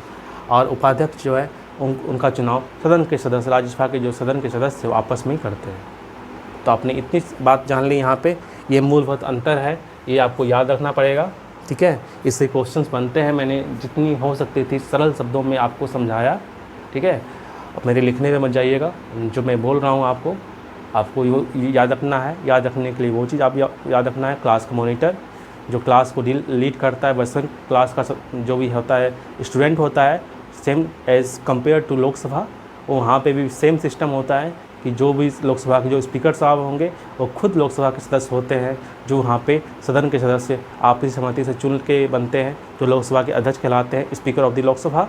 And Rajya Sabha same as compare to Rajya Sabha, यहाँ पे जो वहाँ पे अध्यक्ष हैं यानी चेयरमैन साहब हैं, ये हमारे स्वतः उपराष्ट्रपति साहब बनते हैं। जो उपराष्ट्रपति होंगे तभी वो राज्यसभा के जो सभापति है स्वयं, उनको नाम ही दिया गया है राज्यसभा के पदेन सभापति। इस पोस्ट का नाम ही है राज्यसभा के पदेन सभापति, यानी उपराष्ट्रपति साहब, जो राज्यसभा के अध्यक्ष का रोल यानी लीड करेंगे राज्यसभा को। और जो उपाध्यक्ष है यहाँ पे सदन के सदस्य आपसी सहमति से चुन के भेजते हैं, यानी चुनने आपसी सहमति से चुनाव होता है, वो बनते हैं। तो हमें आ गया। नेक्स्ट आगे बढ़ते हैं।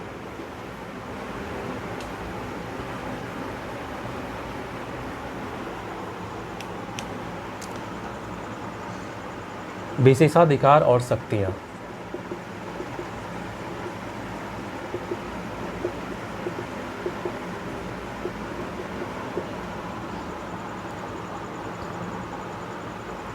देखिए कुछ इनके कार्य हैं, यानी राज्यसभा का कार्य क्या है, इस पूरी लोकसभा राज्यसभा का कार्य क्या है। यानी जो भी कानून बनेगा, जो भी नीतियाँ बनेंगी वो चर्चा होंगी, लोकसभा में चर्चा होंगी, लाया जाएगा, बिल लाया जाएगा। आपने सुना होगा बिल लाते हैं, ठीक है, जो किसी भी सदस्य में पेश होता है, पहले राज्यसभा में या पहले लोकसभा में, किसी भी समय किसी भी सदन में पेश हो सकता है। ठीक है, बिल आएगा, उस पर चर्चा होगा, वो एक सदन में पास होगा, यानी लोकसभा से अगर पास हुआ तो फिर राज्यसभा में जाएगा, फिर राज्यसभा में अगर पास हो जाएगा तो फिर वो राष्ट्रपति के पास जाएगा, राष्ट्रपति उस सदन में उस जो बिल है उसमें अपनी मुहर लगाएंगे। ठीक है, तभी जाके वह कानून बनेगा। कानून का निर्माण क्या होता है, यानी मेन जो फोकस है, जो मेन उद्देश्य है, जो मेन विशेषाधिकार है, जो मेन शक्तियाँ हैं इस राज्यसभा की जैसे लोकसभा में थी, यहाँ पे कानून का निर्माण करना। ठीक है, अधिनियम।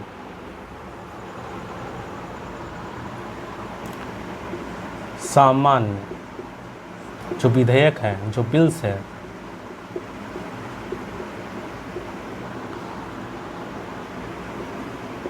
पारित करने की शक्ति।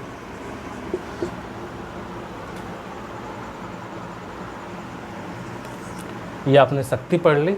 अब विशेषाधिकार क्या है, ये प्राइम, जो लोकसभा को नहीं है। शक्ति तो दोनों में है, यानी ये शक्ति दोनों को दी गई है, लोकसभा और राज्यसभा दोनों को दी गई है।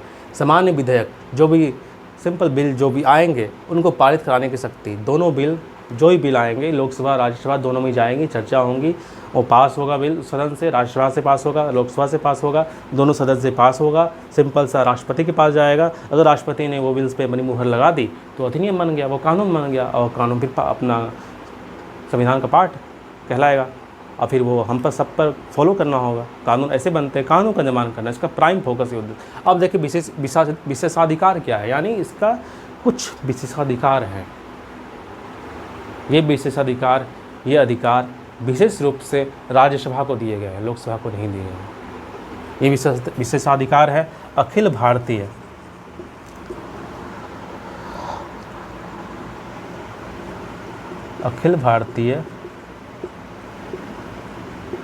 सेवाओं के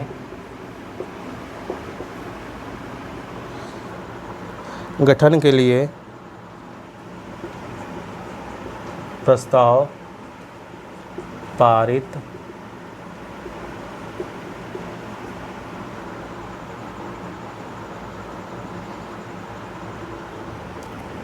तीसरा, राज्यों के हित में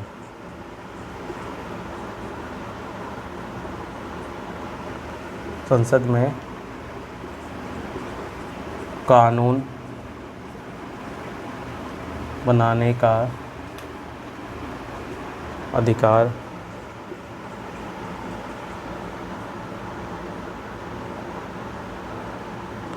और तीसरा, चौथा है राष्ट्रपति शासन अगर लगा है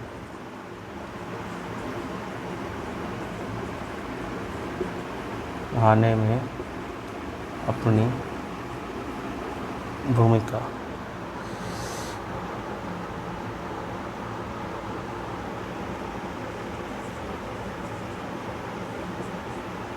पहले इतना पढ़ते हैं फिर आगे पढ़ते हैं। ये 4 चीज़ें मैंने लिखी है बोर्ड पे। पहला तो हमने पढ़ लिया कि कोई भी बिल्स आएगा उसको पास कराने की जिम्मेदारी होगी। ठीक है, राज्यसभा की भी, लोकसभा की। अब विशेषाधिकार होता है अखिल भारतीय सेवाओं के गठन के लिए प्रस्ताव पारित करना। अगर देखिए मान लीजिए अखिल भारतीय सेवाएं क्या है, सभी राज्य की अपनी सेवाएं होती है, अपनी जो अखिल भारतीय सेवाएं ऐसी सेवाएं होती हैं जो भी अखिल होती हैं, यानी इनका सृजन होता है। ठीक है, जिनकी सेवाएं आप हर एक स्टेट में जाके दे सकते हैं, यानी यूपीएससी क्या है, अखिल भारतीय सेवा। ठीक है, ये अखिल भारतीय सेवा है, यानी किसी स्टेट में पीसीएस स्टार्ट होना है, यानी 2 राज्य का अगर पीसीएस भी बनेगा, ठीक है, पीसीएस यानी पब्लिक सर्विस कमीशन, ठीक है, जिनमें आप एसडीएम बनते हैं, डीएसपी बनते हैं, ऐसी सेवाएं जो उच्चतर स्तर की सेवाएं होती है, जो राज्य प्रशासन में अपनी भूमिका निभाते हैं, कानून नीति के निर्माण में, उस पूरी व्यवस्था को संभालने में जो लगती है राज्यों को चलाने के लिए, जो लगती है राज्य के प्रशासन को संभालने के लिए। अगर ये प्रशासन, ये व्यवस्था ना हो तो बताइए, अगर बिहार का अगर कोई सेवा में है, अगर वो कभी उनकी पोस्टिंग अगर मणिपुर में होती है तो बताइए वो वहाँ की व्यवस्था को जान तो नहीं रहा है।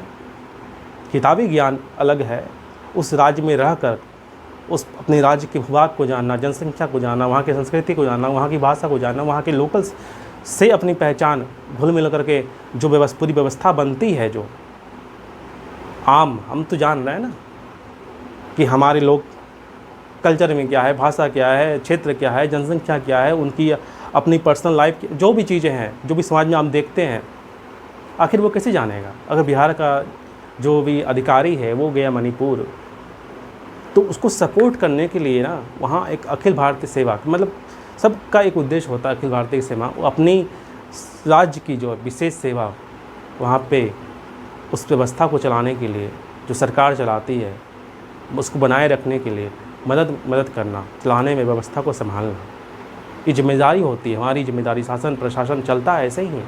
तो इसके सृजन में अखिल भारतीय सेवाओं के गठन के लिए प्रस्ताव पारित करना, यानी उसके गठन के लिए आवश्यकता है, डिमांड में है, तो उसे स्टार्ट करने के लिए प्रस्ताव पारित करते। यानी ये राज्यों का, राज्यसभा नाम से आपको समझ में आ रहा होगा कि ये राज्यों का प्रतिनिधित्व करती है, यानी राज्यों को लीड करती है। इसका जो संबंध होता है राज्यों से होता है, यानी राज्यों की सर्वेसर्वा राज्यों को लीड करती है, आप एक शब्द में समझ लें। और इसका जो तीसरा है, राज्यों के हित में संसद में कानून बनाने का अधिकार। मैंने कहा ना, राज्यों को लीड करती है, राज्यों की जो हित के लिए ज़रूरी है, ऐसा लग रहा है कि राज्य में ये नीति, ये कानून बननी चाहिए, तो उसके लिए इसे विशेषाधिकार दिया गया है कि वो ऐसे कार्य करना, वैसे कानून बनाना, वैसी नीतियाँ बनाना, उनके लिए प्रयास करना, ये इनका विशेषाधिकार है, जो लोकसभा से बढ़कर राज्यसभा को ये दिया गया है। नाम से ही से समझ में आ रहा है, जो सेंस बन रहा है, ये इनको ये अधिकार, ये जिम्मेदारी मिली हुई है, समझ में आ गया। और राष्ट्रपति शासन में को बढ़ाने में अपनी भूमिका है। अगर कहीं पे राष्ट्रपति शासन लगा हुआ है, अगर किसी राज्य में ऐसी व्यवस्था बन गई है कि राष्ट्रपति शासन लगा दी जाए, तो उसको बढ़ाने के लिए अपनी भूमिका देना। समझ में आ गया। राष्ट्रपति शासन लगेगी कैसे? अगर बिहार सरकार, ठीक है, हम बिहार में रहते हैं, बिहार सरकार अगर केंद्र सरकार के आदेश को न माने, यानी केंद्र सरकार अगर कोई नीति बना रही है, कोई कानून बना रही है, अगर उसको राज्य सरकार फॉलो ना करे, या ऐसी व्यवस्था उत्पन्न हो जाए जहाँ पे राज्यपाल को ये लगे कि हमारे राज्य में ऐसी व्यवस्था बन गई है, ऐसी व्यवस्था बन गई है कि जहाँ पे राज्य का शासन जो है सुचारू रूप से नहीं चल पा रहा है, पूरी व्यवस्था फैल गई है, जहाँ पे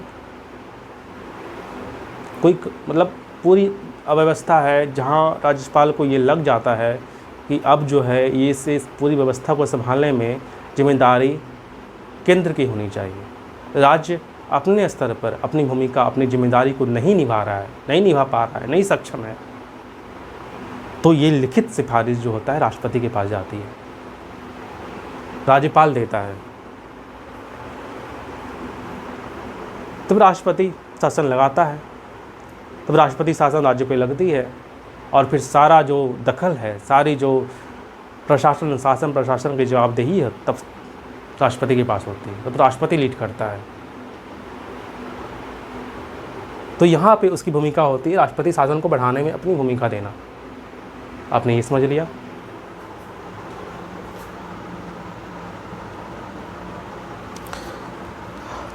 अब एक जो यहाँ पे क्लॉज है वित्तीय मामलों में, यानी कोई भी धन विधेयक है, यानी कोई भी जो बिल्स है, मनी बिल्स है, धन विधेयक, उनमें राज्यसभा की जो एक सीमित शक्ति होती है, सीमित शक्ति होती है, यानी इस बिल्स को, जिस बिल्स में मान लिया जाए मनी के बारे में चर्चा हो, जहाँ पे धन के बारे में चर्चा हो, जहाँ पे कर, टैक्सेस, ये ऐसा ETC एड ऑन, उसके बारे में चर्चा हो, ठीक है, तो उस बिल्स को कहते हैं मनी बिल्स, वित्त विधेयक, ठीक है। वित्त विधेयक इसको डिसाइड कौन करता है? ये कोई बिल्स आ रहा है, ठीक है, उसको डिसाइड कौन करेगा कि ये चीज़, अपनी मुहर कौन लगाएगा कि ये बिल्स जो है मनी बिल्स है?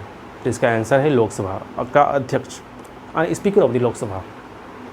आपने ये समझ लिया, डिसाइड करेगा लोकसभा अध्यक्ष। उसने डिसाइड कर दिया कि ये जो बिल्स आया है हमारे पास, ये लोकसभा में जो बिल आया है ये मनी बिल्स है, और इस मनी बिल्स में राज्यसभा के पास सीमित शक्ति है, यानी वित्त विधेयक के लिए राज्यसभा के पास सीमित शक्ति है। चर्चा दोनों के पास होगी। अगर बिल्स आएंगे, डिसाइड करेगा लोकसभा, लोकसभा में चर्चा हुई, राज्यसभा के पास जाएगा, राज्यसभा भी चर्चा करेगा। अगर कुछ उसको लगेगा कि इस बिल्स में कुछ संशोधन की ज़रूरत है,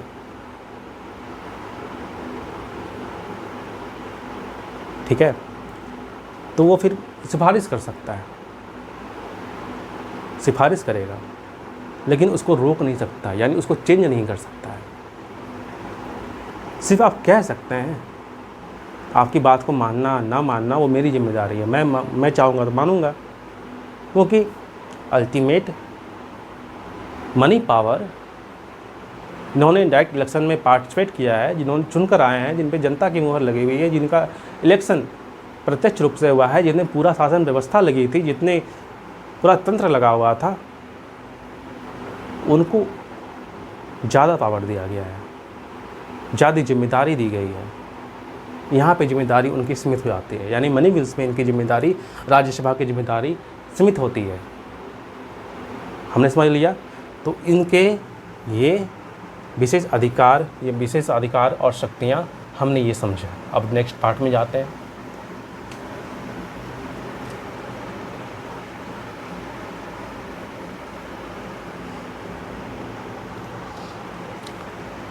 अब लोकसभा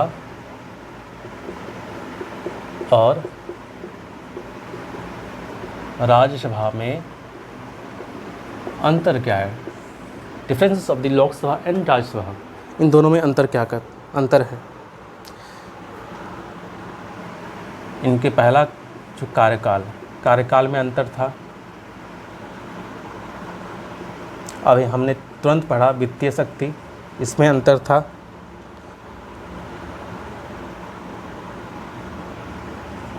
इसमें एक अध्यक्ष को लेकर भी जो भी था अंतर था। ये 3 अंतर जो होता है मूलभूत आपको पढ़ने पड़ेंगे।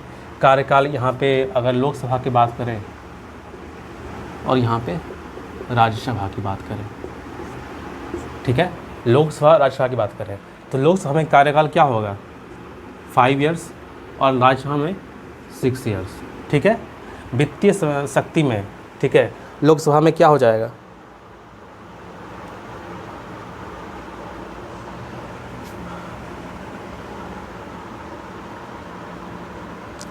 तो यहाँ पे हो जाएगा अधिक शक्ति, वित्तीय शक्ति जो लोकसभा के पास है अधिक शक्ति है, और हमारी राज्यसभा के पास जो होता है सीमित शक्ति है। इनकी तुलना में सीमित शक्ति है, as compare to the Lok Sabha सीमित शक्ति होगी।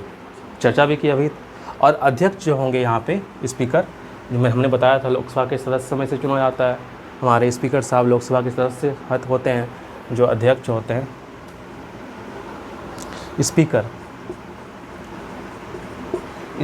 और यहाँ पे हमारे उपराष्ट्रपति साहब। कौन है अभी उपराष्ट्रपति? श्री जगदीप धनखड़। मैं देखिए ये सब जो पोस्ट है, जो ये भी करंट अफेयर में पूछे जाएंगे आपसे, आपको जाना ज़रूरी होता है। आपके उपराष्ट्रपति, राष्ट्रपति कौन है, राज्यसभा के सभापति कौन है, अभी आपके करंट में स्पीकर कौन है, श्री ओम बिरला।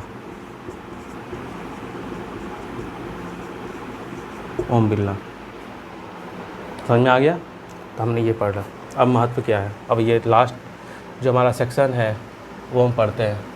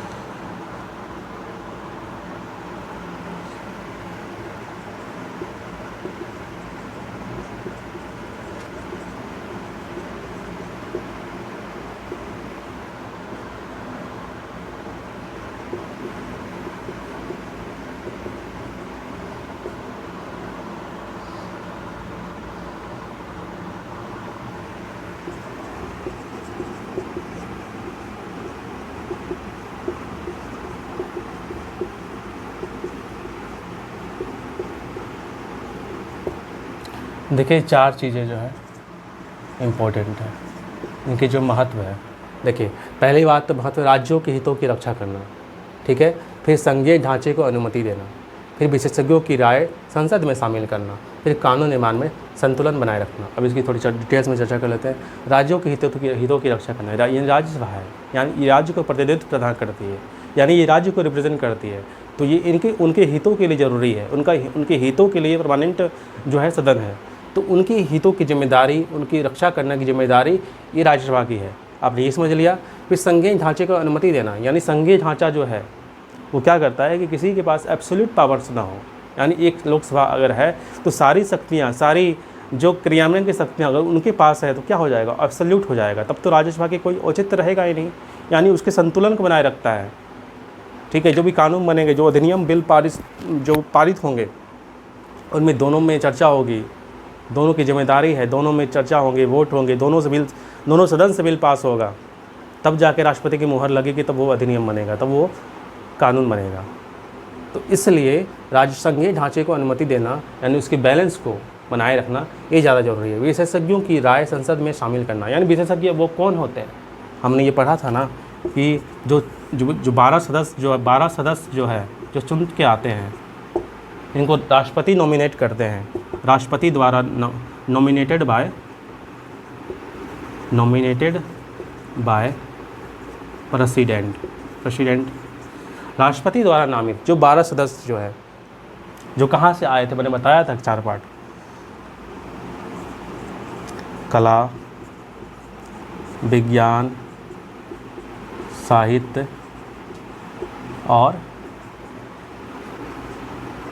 समाज सेवा, यानी ये 4 जगह, ये क्या है, विशेषज्ञों का सदन, यानी विद्वानों का सदन। राज्यसभा को मैंने कहाँ पढ़ा था, ये विशेषज्ञों का सदन है, ये विद्वानों का सदन है। ये विद्वान यही 4 जगह से, यानी 4 क्षेत्र से आते हैं। इनको राष्ट्रपति 12 सदस्य को नॉमिनेट करते हैं। लोकसभा में ऐसी व्यवस्था नहीं थी, लोकसभा में नॉमिनेट करने वाला कोई सिस्टम नहीं था। सिस्टम 2 था भी तो उसे 104वें संविधान संशोधन अधिनियम से उसे ख़त्म कर दिया गया, उसे निरस्त कर दिया गया, क्योंकि उसकी ज़रूरत रही नहीं एंग्लो इंडियंस की। तो यहाँ पे ज़्यादा ज़रूरी है, 12 सदस्य जो है, जो अपने अपने क्षेत्र से आते हैं, अपने अपने विशेषज्ञता लाते हैं, जो विशेषज्ञ हैं अपने अपने क्षेत्र के, उनकी राय संसद में शामिल करना। उनको चुना ही गया है, इनका जो नॉमिनेट है किया जाने का उद्देश्य, प्राइम उद्देश्य ये है, ये तीसरा वाला जो महत्व है, विशेषज्ञों की राय संसद में शामिल करना, हमने ये समझ लिया। और चौथा है कानून निर्माण में संतुलन बनाए रखना, यानी कानून जब भी निर्माण होगा उनमें दोनों सदन की अपनी अपनी भूमिका रहेगी, दोनों सदन की जिम्मेदारी रहेगी कि कोई भी बिल्स आए उससे पर्याप्त चर्चा हो, पर्याप्त समय दिया जाए, इसमें लोकसभा के सदस्य भी मिल बैठ कर के चर्चा करें, उस बिल में समय हो चर्चा करने के लिए, जो सभी सदन के बहुमत से पास होनी चाहिए। फिर राज्यसभा में बिल जाएगी, फिर राज्यसभा में सेम प्रोसेस होगा, चर्चा होगी, अध्ययन होगा, उस बिल पे वोटिंग होगी, कभी बहुमत से फैसला लिया जाएगा, तब जाके अगर दोनों सदन से बिल पास होती है, राष्ट्रपति के पास जाता है, तो राष्ट्रपति अपनी मुहर लगाते हैं, तब जाके वो अधिनियम, वो कानून, वो नीति बनती है, फिर वो हम सबको फॉलो करना होता है। तो आज के क्लास के लिए इतना ही, ठीक है।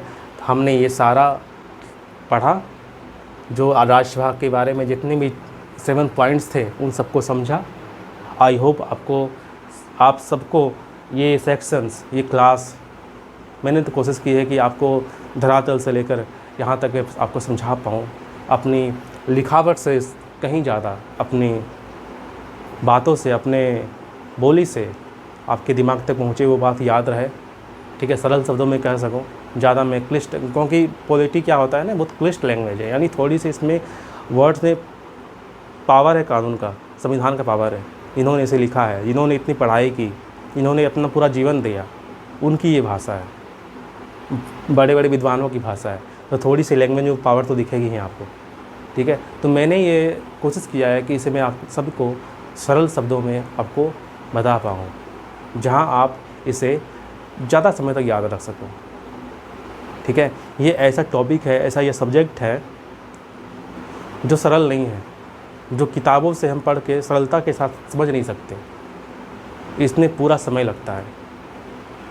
तो मेरी ये जिम्मेदारी है, इस हमारे जो YouTube चैनल स्टडी अफेयर्स की ये मंच, इस जिम्मेदारी के साथ अपनी भूमिका निभाएगा कि ये आपको कोई भी टॉपिक सरल, सिंपल एंड सिंप्लीफाइड लैंग्वेज में, अपनी भाषा में, देसीपन के साथ आपको समझा पाए। अल्टीमेट आपको लाभ हो, आपको वो ज़्यादा समय तक याद आपके ब्रेन में रहे और स्टोर्ड रहे, ठीक है। जो आपको एग्ज़ाम में काम दे, जो आप भूलो नहीं, जो उसमें एग्ज़ाम्पल ऐसे हो, इतने रोचक हो कि आपको ये कनेक्ट करे। यार ये चीज़ जैसे मॉनिटर वाली बात मैंने आपको बताई लोकसभा के, तो वो बात आपको कनेक्ट करे। जब भी आप भूले तो वो बात याद आए, आप वहाँ से जोड़ सको उस बात को। ऐसे मैंने कोशिश की, ऐसे मेरा उद्देश्य था आपको समझाना, आपको बताना, ताकि आप ये टॉपिक जो था, जो थोड़ा सा इस टॉपिक को मैं रोचक बना पाया, तो आप सभी इसे ध्यान से थोड़ा सा देखें, अच्छे से समझें। अगर कहीं मेरी तरफ से अगर कहीं कमी लग रही है तो प्लीज़ आप कमेंट्स में बताएं कहाँ पे क्या चीज़ आपको समझ नहीं आया। मैं नेक्स्ट क्लास में मैं पूरी अपनी ऊर्जा, अपनी एनर्जी के साथ उसे समझाने में, बताने में लगाऊंगा और बखूबी समझाऊंगा। इस चैनल का उद्देश्य यही है कि आपको जो बताया जाए, लिखावट से कहीं ज़्यादा, मेरी हैंडराइटिंग से कहीं ज़्यादा, हैंडराइटिंग मेरी अच्छी है, इतनी ख़राब हैंडराइटिंग नहीं, मेरी हैंडराइटिंग बहुत शानदार है, मैं जानता हूँ, ठीक है। लेकिन यहाँ पे थोड़ी मेरी प्रैक्टिस की कमी है, हो जाएगी प्रैक्टिस, फिर फ्लो में आ जाएगा। तो लिखावट से कहीं ज़्यादा आपको अपनी बातों से समझा पाऊँ, आपको यहाँ तक घुसे, आपको ज़्यादा समझ में आए, आपको हमेशा याद रहे, ठीक है, ताकि आपको एग्ज़ाम में वो काम आए। आज जो मैंने ये नया 2 चीज़, करंट अफेयर्स और योजना, ये 2 सेक्शन मैंने स्टार्ट में रखा, ये पार्ट कि डेली हो ये चीज़। आपको कुछ करंट अफेयर्स सब तो मैं नहीं बता पाऊँगा, लेकिन जो छन कर आएगा, जो छन करके सबसे ज़्यादा होगा, इम्पोर्टेंट होगा, वो मैं वो करंट अफेयर 5 से 10 मिनट में बताने की कोशिश करूँगा, ठीक है। उसके बाद फिर मैं एक योजना लूँगा, उस योजना पर चर्चा करेंगे हम, ताकि ये योजना जो समाज, जो हमारे एक लक्षित समूह तो के लिए बनाई गई है, उस लक्षित, उस टारगेटेड ग्रुप को ये योजना का लाभ मिल सके। जैसे हमारी ये प्रतिज्ञा योजना जो बिहार सरकार के द्वारा हाल ही में प्रारंभ हुई है, जो 18 से 28 साल तक के जो भी कम से कम 12वीं पास, डिप्लोमा, ITI, स्नातक, परास्नातक करके बैठे हैं, उन्हें इस योजना का, स्टाइपेंड का वो लाभ मिल सके, ठीक है। तो आप ये बताएं कि कमेंट्स में कि मैंने ये नया प्रयास किया, आपको नया ऐड ऑन किया, नया अपडेशन किया, तो ये आपको पसंद आया या नहीं, प्लीज़ बताएं। और please do subscribe and likes and beautiful comments, और बने रहिए हमारे चैनल पर। और हर दिन मिलेंगे एक इसी ऊर्जा के साथ, इसी खुशी के साथ, कुछ नया जानेंगे, समझेंगे और सीखेंगे। और अगर मेरे द्वारा आपको सारा कुछ अच्छे समझ आ रहा है तो मेरे लिए बहुत खुशी की बात होगी। तो आज मिलते हैं नेक्स्ट क्लास में, तब तक do watch and subscribe and like also. Radhe Radhe.